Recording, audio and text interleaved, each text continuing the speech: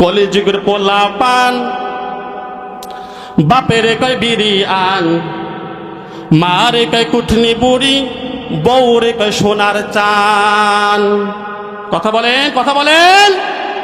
কলিযুগের পোলা পান বাপেরে কয় বিড়ি আন, মারে কয় কুঠনি বুড়ি, বউরে কয় সোনার চান।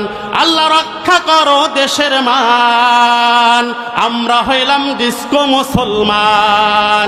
আল্লাহ রক্ষা করো দেশের মান, আমরা হইলাম ডিস্কো মুসলমান। শ্বশুর আইলে দেয় রে গোস্ত, বাপটারে দেয় ডাইল, বউটারে ভাই আদর কইরা মাটারে দেয় গাইল। শ্বশুর আইলে দেয় রে গোস্ত, বাপটারে দেয় ডাইল, বউটারে ভাই আদর কইরা মাটারে দেয় গাইল।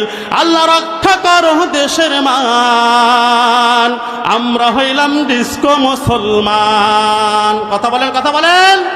আল্লাহ রক্ষা করো দেশের মান, আমরা হইলাম ডিস্কো মুসলমান। ছেলে ঘুমায় লেপ্ত শোবে, বাপটারে দেয় খেতা, বউটারে ভাই আদর কইরা মাটারে দেয় ব্যথা।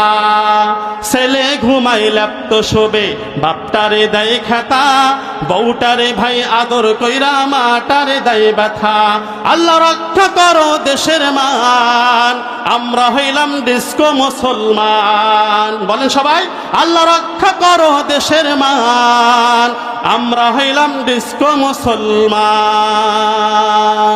আমার যুবক ভাইরা, আমার বুড়ো বাবাজিরা, আমাদের মা বাবা যাদের আছে, মা বাবার সঙ্গে আমাদের খারাপ ব্যবহার করা যাবে না, তাদের সঙ্গে আমাদের ভালো ব্যবহার করতে হবে। কারণ আল্লাহ রাসূল বলছেন, হুমা জান্নাতুকা ওয়া নারুকা, তোমার মা বাবাই হচ্ছে তোমার জান্নাত, তোমার মা বাবাই হচ্ছে তোমার জাহান্নাম। আল্লাহ রাসূলের এক সাহাবী এসে আল্লাহ রাসূলকে বলেন, ইয়া রাসূলুল্লাহ, ইয়া হাবিবাল্লাহ, আমার মাকে আমি মাথায় করে নিয়ে হজ আদায় করছি, ওগো আল্লাহ রাসূল, আমি কি আমার মার হক আদায় করতে পারছি কি পারি না? এবার আল্লাহ রাসূল কি বলে, ও সাহাবী, তোমার মাকে যদি তুমি কাঁধে করে নিয়ে, মাথার মধ্যে করে নিয়ে 112 হজ আদায় করো, জীবন যতদিন আছে ততদিন যদি তুমি হজ আদায় করো, ততদিন পর্যন্ত কখনো তোমার মার হক আদায় করা শেষ করতে পারবে না।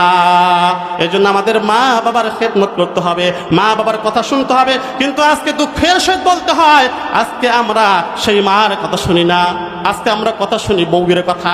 কার কথা শুনি? বউয়ের কথায় মা বাবাকে আমরা ভাত দিই না, তাদেরকে গালিগালাজ করি। এটা হচ্ছে ডিজিটাল মুসলমান। এজন্য